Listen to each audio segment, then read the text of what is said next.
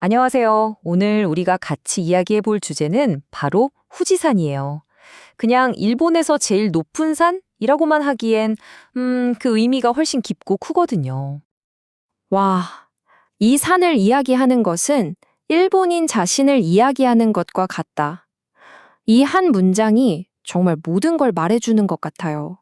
그러니까 후지산은 일본인의 정체성과 거의 하나라고 봐도 무방할 정도로 아주 깊숙이 연결되어 있다는 거죠. 자, 그럼 한번 제대로 들여다볼까요?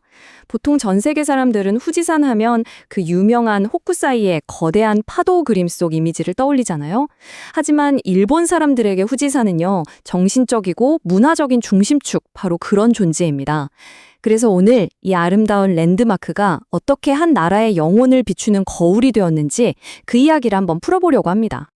자, 첫 번째 이야기입니다. 단순한 산을 넘어서.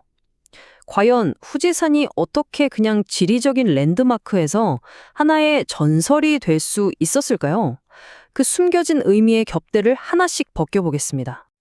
아마 이 그림 다들 한 번쯤 보셨을 거예요. 바로 가스시카 호크사이의 가나가와 해변의 높은 파도 아래죠. 세계에서 제일 유명한 후지산 그린일 텐데요. 근데 여기서 진짜 재밌는 게 뭔지 아세요? 바로 이 엄청나게 역동적인 파도 때문에 저 뒤에 고요하게 서 있는 진짜 주인공, 후지산이 오히려 잘 안 보일 때가 많다는 거예요. 네, 3,776m. 이게 바로 후지산의 물리적인 높이입니다. 숫자로는 딱 떨어지죠? 하지만 앞으로 우리가 함께 살펴볼 이 산의 문화적 그리고 정신적인 높이는 와, 이건 뭐 감히 숫자로 잴 수가 없는 수준입니다. 자, 이제 시간을 거슬러 올라가서요. 후지산이 가진 아주 오래된 영적인 의미를 한번 들여다볼게요. 이곳은 그냥 산이 아니었어요. 바로 인간이 신을 만나는 신성한 영역으로 여겨졌거든요. 일본의 전통 신앙인 신토에서는요, 후지산을 코노하나 사쿠야 히메라는 여신이 사는 곳으로 믿었어요. 이 여신이 참 흥미로운데요. 활짝 핀 꽃처럼 아름다운 모습이지만 동시에 불과 화산을 다스리는, 그러니까 어마어마하게 강력한 신이기도 한 거죠. 옛날 사람들은 이 화산의 압도적인 힘 자체를 신으로 여겨서 제발 재앙은 막아주시고 풍요롭게 해달라고 빌었던 겁니다.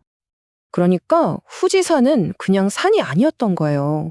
신들이 머무는 아주 신성한 장소이자 인간의 세계와 신의 세계를 이어주는 어떤 경계선 같은 곳이었죠. 심지어 슈겐도라는 수행자들에게는요, 이 험한 산을 오르내리면서 영혼을 정화하는, 뭐랄까, 수직으로 뻗은 수행의 장이 되기도 했어요. 그러니까 존경하면서도 동시에 두려워할 수밖에 없는 그런 존재였던 거죠.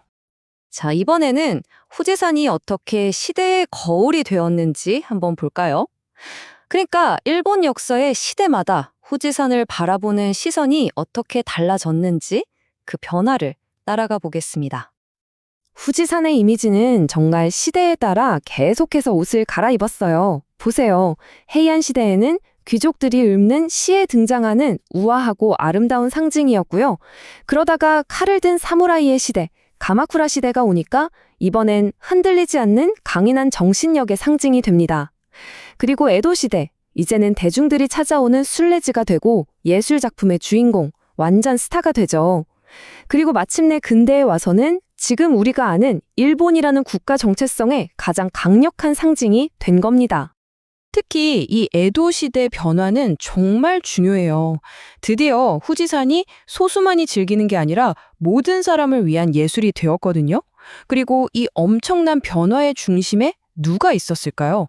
바로 그 유명한 우키요의 화가들 호쿠사에와 히로시게가 있었습니다. 자, 이 숫자 좀 보세요. 276만 달러. 이걸 우리 돈으로 환산하면 약 39억 5천만 원. 와, 이게 뭔지 아세요? 바로 얼마 전 경매에서 호쿠사이의 거대한 파도, 판화 딱 한 장이 팔린 가격이에요. 정말 놀랍지 않나요? 역사 속 예술 작품의 가치가 오늘날 얼마나 어마어마한 돈이 될 수 있는지 이거 하나만 봐도 딱 알 수 있죠. 이 두 거장의 스타일이 좀 달라요, 재밌게도. 호쿠사이는 후지산의 아주 드라마틱하고 강력한 모습을 포착했다면 히로시게는 뭐랄까 우리 인생 여정에서 늘 그 자리에 있는 조용한 동반자 같은 후지산을 그렸어요. 그러니까 이 두 사람의 그림을 보면 일본인들이 후지산과 맺고 있는 관계가 얼마나 다채로운지 엿볼 수 있는 거죠. 자, 이제 현대로 한번 넘어와 볼까요?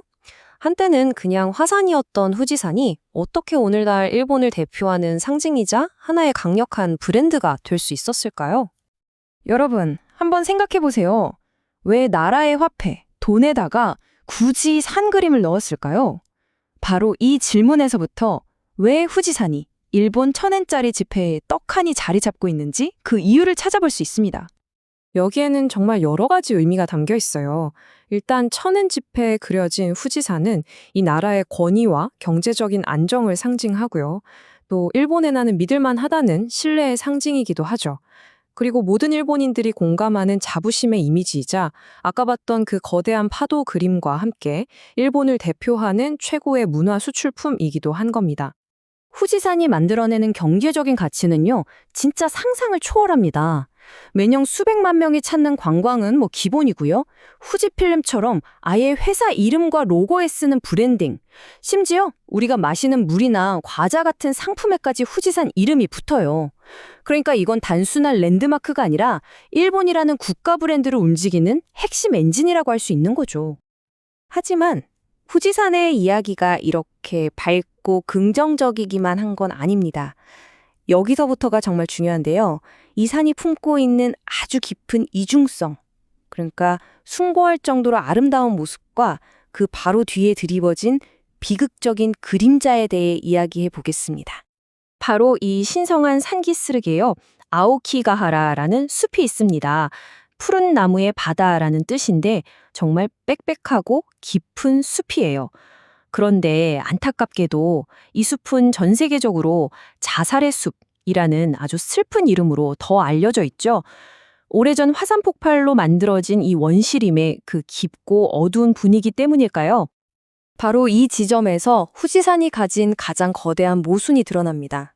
저 높은 정상은 영원한 생명, 즉 불지함을 향한 희망의 상징인데 바로 그 발밑에 펼쳐진 숲은 비극적인 죽음의 장소가 되어버렸다는 것. 정말 아이러니하죠. 영적인 재탄생을 꿈꾸며 오르는 산과 절망 속 마지막 선택을 하는 숲. 이 하나의 산이 인간이 가질 수 있는 가장 높은 열망과 가장 깊은 슬픔을 동시에 품고 있는 겁니다. 그리고 마지막 모순이 하나 더 남았습니다. 모두가 영원할 거라고 믿는 이 완벽한 모습의 산이 사실은 언젠가 다시 불을 뿜을 지금도 살아있는 활화산이라는 사실이죠. 이 진실이야말로 일본인들의 정신세계에 깊이 자리 잡고 있는 것 같아요. 아무리 영원해 보이는 것도 결국은 한순간일 수 있고 그 아름다움 속에 엄청난 파괴의 힘을 숨기고 있다는 것. 그걸 매일 보면서 사는 거죠. 그래서 어쩌면 후지산을 본다는 건 내 마음속에 변치 않는 어떤 기준점을 다시 세우는 일과 같은지도 모르겠습니다. 모든 것이 너무나도 빠르게 변하는 세상 속에서 일본 사람들에게 후지산은 흔들리지 않는 정신적인 다치자 영원한 약속 같은 그런 존재인 겁니다. 자, 오늘 이야기를 마무리하면서 여러분께 마지막으로 질문 하나를 드리고 싶네요. 여러분이 속한 문화 속에서 그 나라, 그 공동체의 영혼을 담고 있다고 말할 수 있는 랜드마크는 과연 무엇인가요?